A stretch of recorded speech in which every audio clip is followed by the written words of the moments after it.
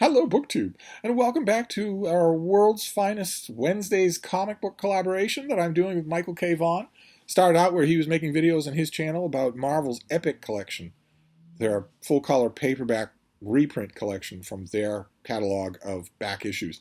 And I liked it so much that I not only left a like and a comment, but also edged my way in and said, let's do this together. So we started doing Epic Wednesdays together. I let Michael pick which one we were going to do because he has tons more Epic collections than I do. But I think we both like it. We both like not only talking about comics every week, but the team up. And a lot of you seem to like it too, although not always for the healthiest of reasons. A lot of times you like it when you think that when you're eagerly rubbing your hands together, thinking Michael and I might disagree about something. And we liked it so much that it really started to feel a little bit limiting to only talk about Marvel Comics. He and I both have a long history with Marvel's competition, DC Comics. Marvel being, for those of you who don't know about comics, again, I don't know why you'd be watching this video if you don't know about comics. Marvel's the home of Stan Lee's creations, the Fantastic Four, the X-Men, the Avengers, Thor, the Hulk, that sort of thing, that have taken the world by storm. The Marvel interconnected universe of characters has metamorphosed into the Marvel Cinematic Universe, which is responsible for $3.7 trillion in profit. It's the most profitable non-energy related industry that has ever existed. And every single person in the world has seen at least one Marvel Cinematic Universe movie. That is Marvel Comics. And DC Comics is before the Marvel Cinematic Universe, before the explosion of the popularity of Spider-Man or the X-Men. DC Comics had the market cornered on marquee names of superheroes. Superman, of course, the greatest superhero of them all and the first. But also Batman, Wonder Woman, The Flash, Green Lantern, that sort of thing. Robin, the Boy Wonder, those are all DC comics. And I wish, I really, really wish that I could be talking about an equally successful and beloved cinematic universe. I wish I could. I cannot, though, because the DC cinematic universe, although it does exist, is a patchwork quilt that goes from some of the worst movies ever made to average. That is very, very disturbing for me. I waited a long, long time. If I'm estimating correctly, I waited 25, 26, or 27 years longer than Michael K. Vaughan has been alive to see a full-color movie in which Batman and Superman team up. And when I got it, well, you've all seen that movie. That's Lex Luthor in that movie. The spastic kid in that movie is Lex Luthor. Anyway, the reason why the DC Cinematic Universe has been such a colossal failure most of the time is because it has not stayed true to the spirit of the characters that it is doing. Whereas, despite all the changes that the Marvel Cinematic Universe has made to its characters, it has stayed true to their spirit. In fact, the more true it gets to the spirit, the more beloved it is. In terms of character on the page, in terms of characters on the page. The only exception is Guardians of the Galaxy, and that's because the characters weren't anything to begin with. Nobody knew anything about them. So the director was free to do whatever he wanted with them. But the archetypal characters have stayed true to the form that Marvel fans have known them. Whereas DC, no. No, that has not been true. That has not been true. The minute you know that you have taken your first 10 steps down the wrong path, if you try to give us a ponderously metal, grim and gritty Superman. Okay, Superman is not a grim and gritty character. As Michael points out in his video today, he's a nice guy. The whole point, the whole drama of Superman is that everything in the entire universe would be different if he weren't nice.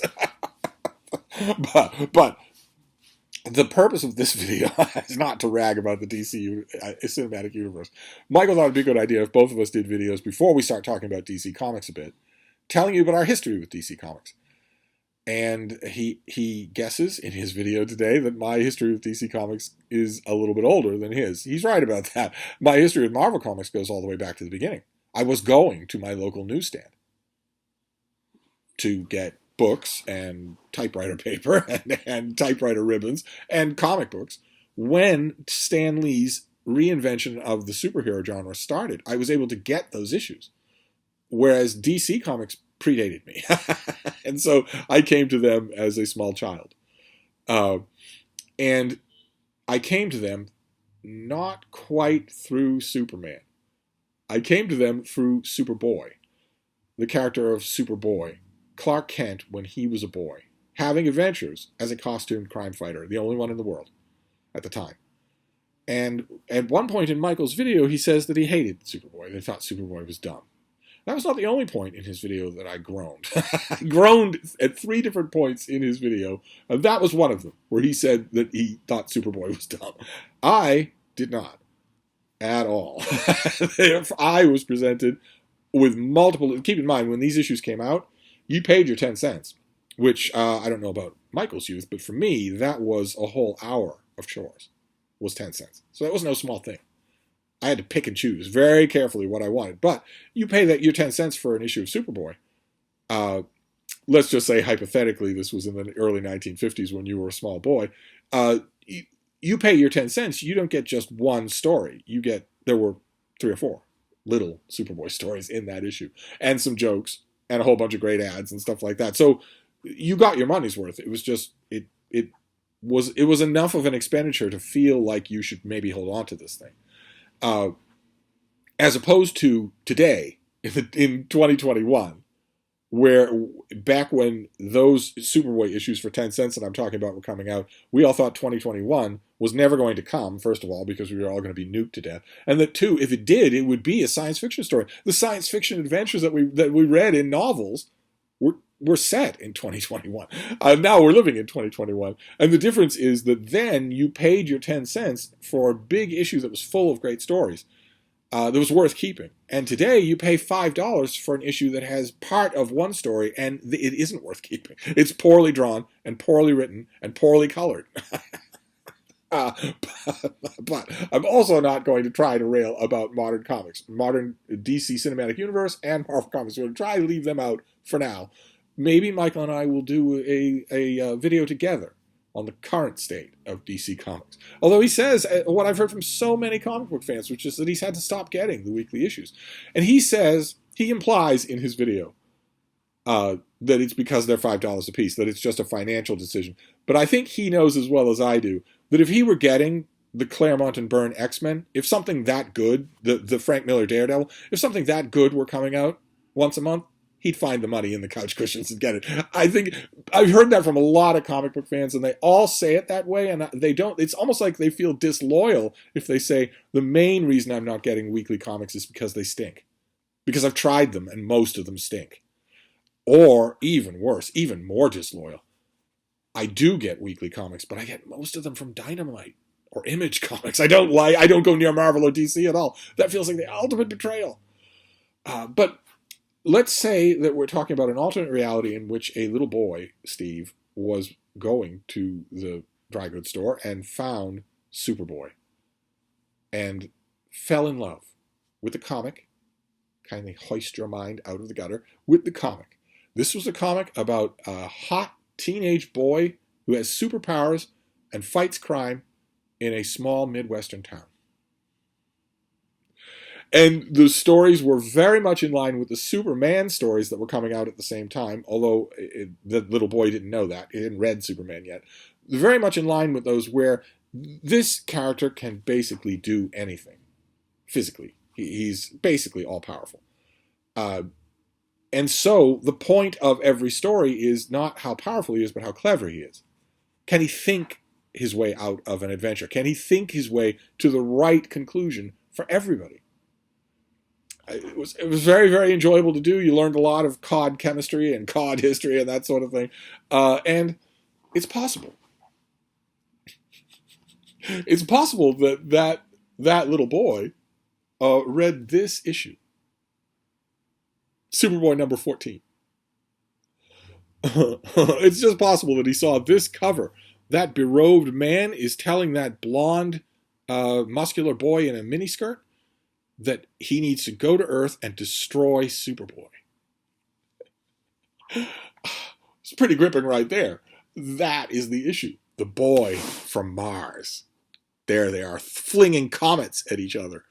This was the very first time that Superboy encountered another being with superpowers who was not from Krypton. This was the very first time he encounters a boy his own age who has superpowers. Pretty much his exact kind of superpowers. We get the boy's origin story. He's on Mars. This was 1951, so Mars could still have been an alien world full of alien civilizations. We didn't know for sure, not 100% for sure. And he's exposed to the radiation of a weird comet, and it gives him superpowers. This is a gimmick that would crop up often a little bit later in the Legion of Superheroes. The Legion of Superheroes is something I, at least, in our DC comic Wednesdays, am going to be talking about. Don't you worry. But this boy decides that since he has superpowers, he will wear a costume to protect his identity and fight crime on the planet Mars. Now, you're probably wondering, okay, well, this is what the boy looks like without his costume, and this is what he looks like with his costume, so he's not protecting his identity. He's instantly, visually identifiable as the same person. And you also might wonder, because you get these berobed gentlemen in super technological Mars, a Mars that's obviously centuries ahead of Earth in terms of technology. So you start to wonder, well, okay, would they have criminals then? And would they have criminals so bent on crime that they would attack Mars Boy? It ends up being his name, which is like if Clark Kent took the name Earth Boy or Krypton Boy. When the thing that bothers me is that when Mars Boy realizes that he is invulnerable, that he can fly and he's incredibly strong and he has telescopic vision and whatnot. When he realizes that, he says, that blast, it could have killed thousands, but I'm unhurt. If I survive that, nothing can harm me. Exposure to the supra-universal rays of that asteroid must have given me superpowers. The little boy, who maybe was already a little bit of a critic at heart, might have read that paragraph and thought, well, why call him Mars Boy then? Why wouldn't he? First of all, Martians wouldn't call the name Mars. They wouldn't call the planet Mars. But on the other hand, you set up the perfect thing here. You're already going to say that he and Superboy are a lot alike. What if he was Superboy? He's already using the word supra. Anyway. He learns from the wise old elders of his planet that he needs to steal the Sphinx. Now, some of you will be groaning, and that's because you aren't old enough to remember what comics were like in the 1950s. They were very gimmicky. Those of you who are archaeology bent will know you can't pick up the Sphinx and fly and fling into space like that. You'll know that none of this is real. That's how the writers thought. They were mostly writing for a little boy in the American Midwest who wandered into the shop to buy Superboy. They were mostly writing for those people. And I would argue, lost cause here, nobody cares, I would argue they were doing a very conscientious job of it. I would argue they were doing those little boys and girls a favor by respecting their intelligence, even though you can't throw the Sphinx. There's a lot in here about astronomy, about metallurgy, about how electricity works. All that sort of stuff is in every adventure of Superboy and Superman and Batman. There's always a little factoid of facts. And also these issues were also full of facts. Little insertions. This is where penguins come from. This is how polar bears stay warm. That sort of thing. Anyway, the elders of his planet tell Mars Boy, we don't even know his name. He was popular with readers. Readers wrote in and sent postcards and whatnot, saying they wanted Mars Boy to come back. So he did come back at least once that I remember, just a few issues from now.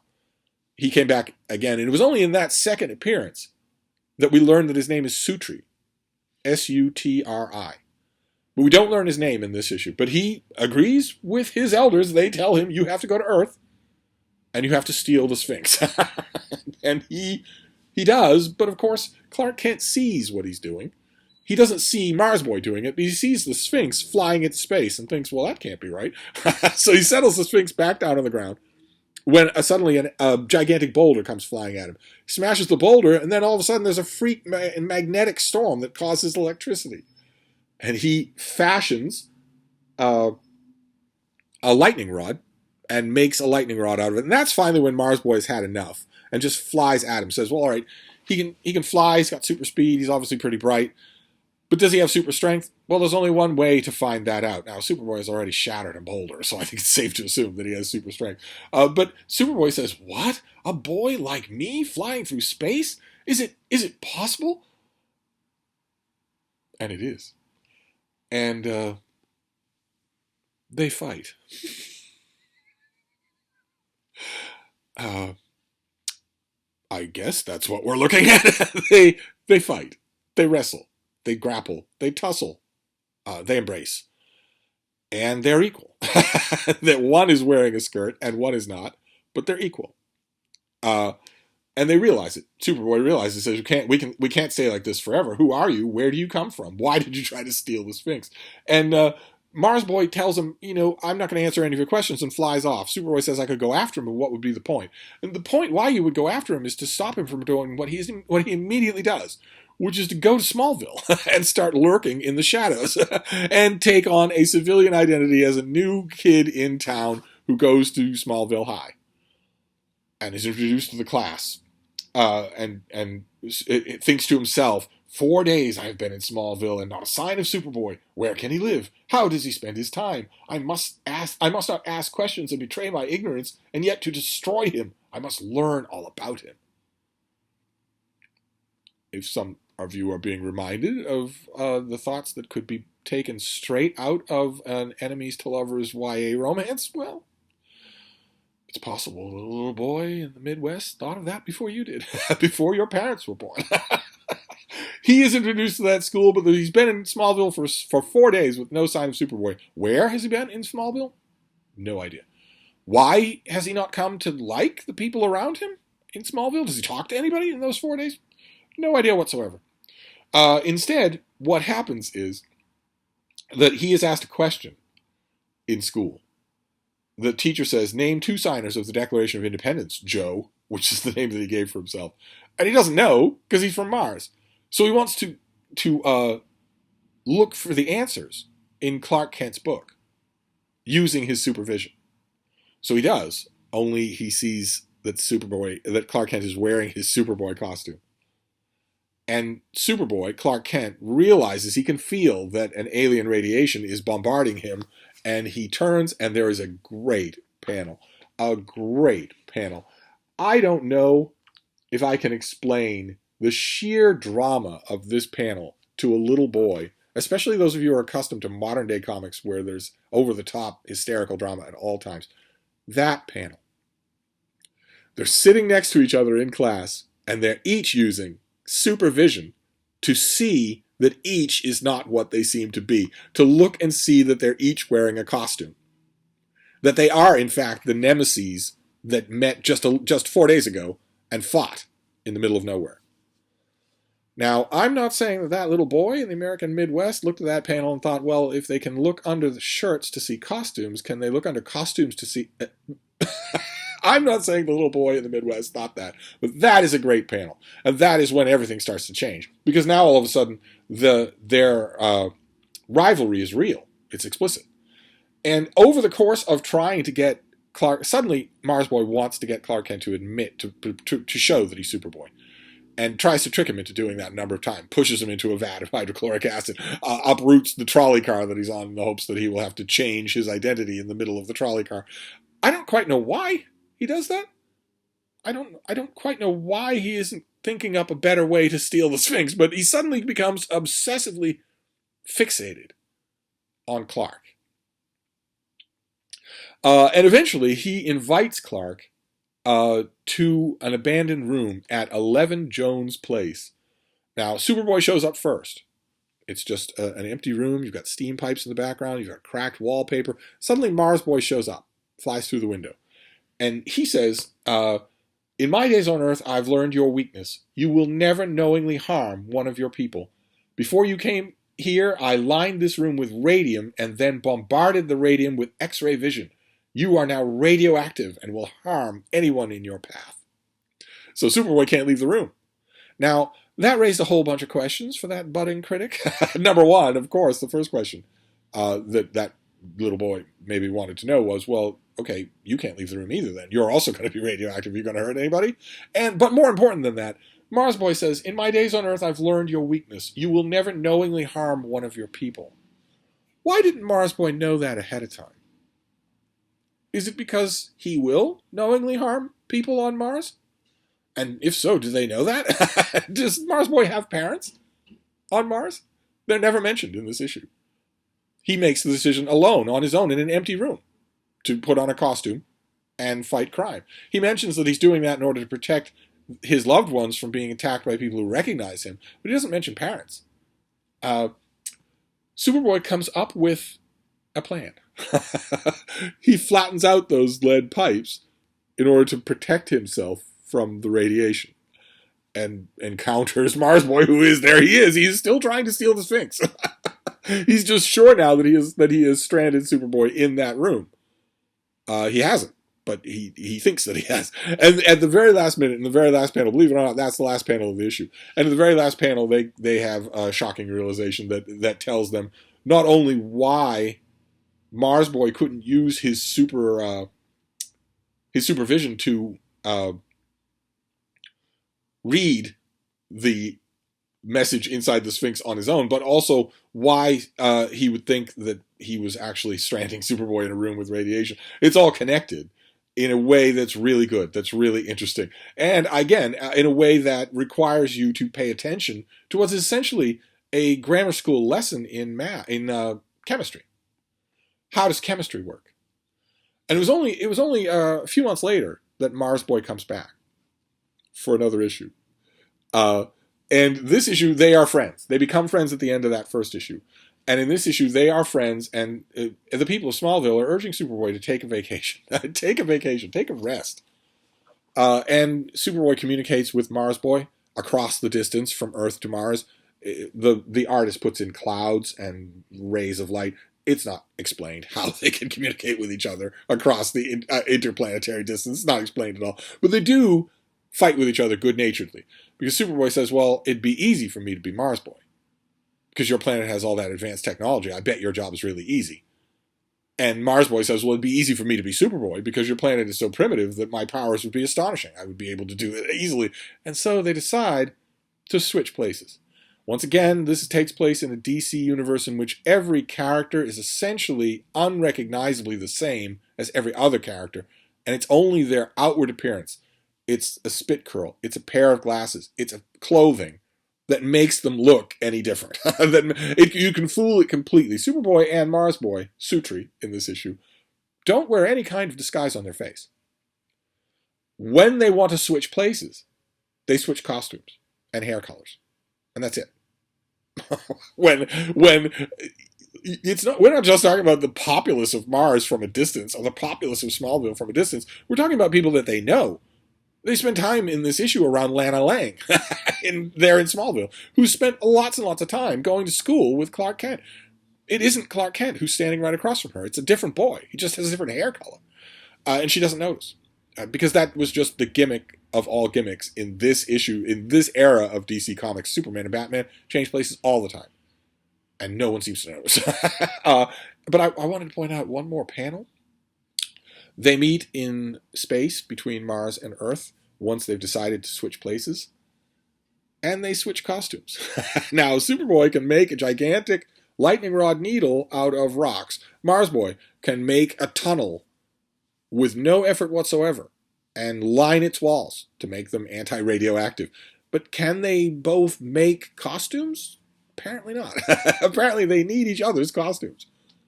And so they switch costumes. They're in space. And they switch costumes a number of times in this issue. And that was my introduction to not only DC Comics, but to comics just in general. Was Superboy of this era. A nice, wholesome, attractive teenage boy fighting crime in the American Midwest. He never goes to the big city, although he'll go to big cities on other planets. And he has all kinds of outlandish adventures. Aliens start coming to Smallville by the truckload, including, years later, one particular alien. His dog. Superboy's dog. Kal-El's dog from Krypton. It turns out that Superboy's father, Kal-El's father, Jor-El, had a trial rocket ship in which he put the family dog. Yet another example of why Jor-El is one of the biggest a-holes in the comic book world. He's never portrayed that way. Maybe he is now. In modern day DC Comics, I have no idea. But for 80 years, he was not portrayed that way. And yet, this is a guy who developed the Phantom Zone. Okay, which puts criminals in disembodied state where they are immortal and can live forever in an alternate dimension where they can't affect anything. That's a pretty horrific punishment. He comes up with that. He comes up with the technology to do that, but he can't come up with the directly connected technology to save everyone on Krypton by putting them in a different dimension that they can then come back from. and not with the criminals, but some other dimension. He doesn't ever do that. And he doesn't come up with a fleet of space arcs on his own. He comes up with one rocket ship to save himself, his wife, and his kid. But in addition to that, he takes the beloved family pet and uses him as a science experiment, assuming that he's going to die. But the dog doesn't die. He wanders around forever and then finally shows up on Earth. And the hypothetical little Steve, who was going to the dry goods store to read Superboy every month, suddenly was reading Superboy and his dog and was overjoyed. Absolutely overjoyed. And that love spread first from Superboy to Superboy and the Legion of Superheroes. I'm not going to make this video about the Legion of Superheroes because we're going to be talking about the Legion of Superheroes quite a bit on Wednesdays from now on. Now that Michael has let Pandora's demons out of his box, we're going to be talking about the Legion of Superheroes quite a bit. So I won't talk about that now, but my love of DC Comics went from Superboy to Superboy and the Legion of Superheroes to Superman and all of the Superman family titles. And then it went from Superman to the Justice League, where Superman is a member. It bypassed Green Arrow. It bypassed Batman. It instead went from Superman and Action Comics and World's Finest Comics, where he teams up with Batman, to TV. To the TV show, The Adventures of Superman. Yes, Superman, strange visitor from another planet, comes to Earth with powers and abilities far beyond those of mortal men. Superman, who can bend steel in his bare hands, change the course of mighty rivers, and who, disguised as Clark Kent, mild-mannered reporter for a great metropolitan newspaper, fights a never-ending battle for truth, justice, and the American way. and every time the show came, the final montage was George Reeves as Superman, arms akimbo, with the American flag waving behind him. Now, I knew when the 21st century started to become rabid, I knew that motto, truth, justice, and the American way, was doomed, and it has now been replaced. But with, I think, truth, justice, and a better tomorrow, something like that. Again, I'm not going to get into that either, but my love went there, to that show. I didn't watch it in reruns like Michael. I watched it eagerly. In fact, I was already primed to love it because I love the Superman radio show. And when I say those words, radio show, I would imagine a large number of you are going to say, well, what on earth does that mean? Is that some sort of podcast? I can't explain. You'd have to Google it. Then, of course, DC Comics went on from there. And I was largely a DC Comics fan through Superman. If he had a guest starring appearance in some issue, I'd probably get that issue. If I liked the thing that was going on, I might continue to get it. But it was largely that. I bought every issue of Superboy. In every iteration, in every launch. I bought every issue of Superman, Action Comics, World's Finest, Adventure Comics, Justice League. And it was through that I learned to appreciate the greater DC ecosystem. Which brings us, I mentioned that I groaned when Michael said that he thought Superboy was dumb. Now you see why. And he said two other things in this video that made me groan. One was that he said that he came to DC Comics through a thing called Crisis on Infinite Earths, which was a 12-part miniseries that DC did under the mistaken impression that the huge amount of continuity, the 45 years of continuity that had come before Crisis on Infinite Earths, was too complicated and was restricting new readership. Now, Michael says that they weren't completely wrong about that. He says that event brought him to DC Comics, but I'm willing to bet that he was just as brainy a kid as he is an adult. I'd be willing to bet that if that continuity had been in place, but there had still been a big headline-gathering Crisis on Infinite Earths event, it would still have brought him into DC Comics. In other words, what I'm trying to say is I don't think anyone actually needed that continuity to be smoothed out to be cleared up at all. I don't think it was any kind of a problem. And so I watched Crisis on Infinite Earths, especially once I learned that everything was on the table, that everything was going to change, that fundamentally, that characters with 45 years of history were going to be killed off. When I read it month to month with greater and greater trepidation. I had a lot of trepidation right from the first issue because it's pretty clear that the writers were drunk off their asses on Pabst Blue Ribbon and had no idea what their story they were going to tell is. They were literally making up as they went along. So I was worried at the beginning, and then it just got worse. And also, Crisis bothered me because it shuttered the whole DC universe. When it was over, everything stopped in order to be restarted. And that's not how it should be. That's not how comics should be at all. Crisis on Infinite Earths was a gigantic MacGuffin event, and eventually a villain, wiping out all kinds of alternate worlds, and all of the superhero beings from all of those worlds, the heroes, the villains, everybody, had to come together to fight against this. And at the end, there's a giant spasm of multiverse recreation that makes one universe. So no more multiverses, no more alternate dimensions, no more nothing like that, just one storyline of DC Comics. And I remember reading that final issue, and then DC Comics brought out 2-issue square-bound publication called The History of the DC Universe. I remember reading that and thinking, okay, well, I love the artwork. I love George Perez's artwork. But this, you are explicitly making your own creation poorer. Why would you celebrate that? Why would you even want to do that? And sure enough, when Superman was relaunched from Crisis on Infinite Earths, DC Comics gave the whole thing to fan favorite writer and artist John Byrne, who's a lot better artist than he is a writer. They said to him, you can do whatever you want with Superman. You're a hot property in the comic book world. You can remake Superman any way you like. First, it's not their right to say that. Superman belonged to the country by then, and to all of those little kids from the Midwest in those dry goods stores. You don't get to do that. And two, any more than the trustees of the Metropolitan Museum of Art in New York City get to lend out rooms as bedrooms. You don't get to do that. Even if it is yours, you don't get to do that. You have made something bigger than you, and you have to respect that. And two, well, thankfully, John Byrne went to them with a ton of dumb ideas. The number one dumb idea being that Kal-El wasn't the only survivor of Krypton. That there was room enough in the rocket for his mother, Lara. John Byrne imagined a middle-aged woman and a little baby coming to Earth and both gaining superpowers. DC Comics nixed that. They wanted Superman to be the only living Kryptonian. The John Byrne issues, oh my God. There was a periodical a while ago when this was all happening called Amazing Heroes, and the front of that magazine was reporting on the world of four-color superhero comic books. The back of that magazine, it was a big magazine, the whole back of it was the most caustic reviews and commentary columns you could imagine. And they roasted the miniseries that DC gave John Byrne in order to remake Superman, Man of Steel. You saw it in Michael's video. They roasted every issue of it because every issue of it was really, really, really bad, really dumb writing. And it did something horribly heretical, and also it did a separate thing that is doomed to failure. It never works. The thing that was doomed to failure is that John Byrne thought, well, the only way to make this character interesting is to make him less powerful.